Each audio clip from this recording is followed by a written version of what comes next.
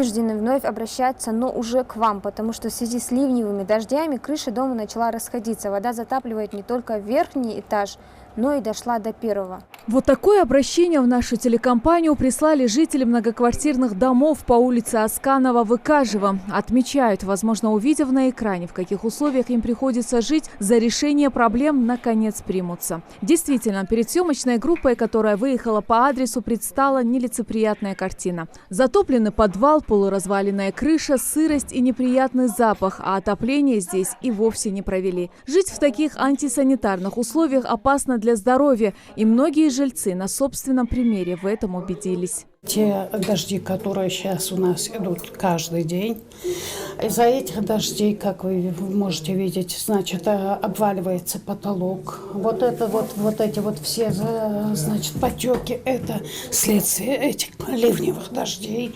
Помимо всего того, что здесь как будто крыши нет, вот настолько сильно здесь капает, любой человек здравомыслящий может понять то, что если в квартире дети находятся, в такой сырости, тем более, значит, в этой сырости проходит вся наша жизнь. Я сама перенесла в свое время туберкулез, перенесла, и многие в этом доме от этой сырости перенесли.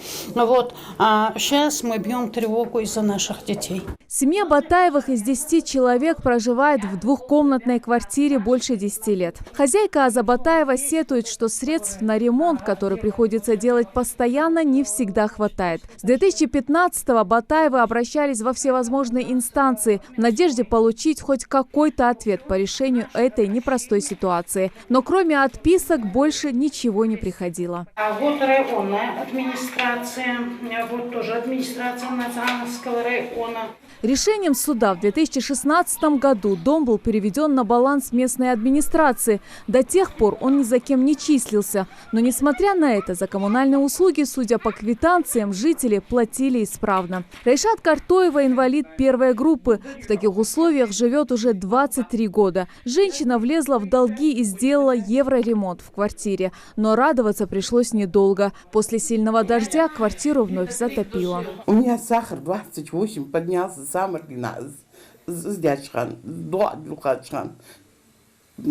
Просто мне неприятно здесь сидеть, прям, я не знаю.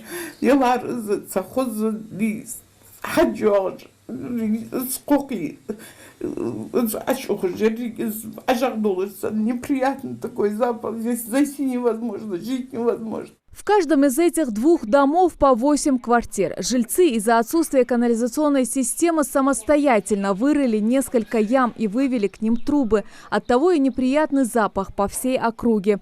Подвал тоже затоплен, а электрические провода просто собраны перед входом в подъезд в один большой моток. Ломали Альдиев, спасаясь от сырости в двух комнатах, здесь же построил еще одну, куда переселил сына и его 6 детей. Уже диана, яха диана, кяки диана, берда диана. Соседи придде. Духом ди квартире вахсу диана. Вах мотигяц, диамадац.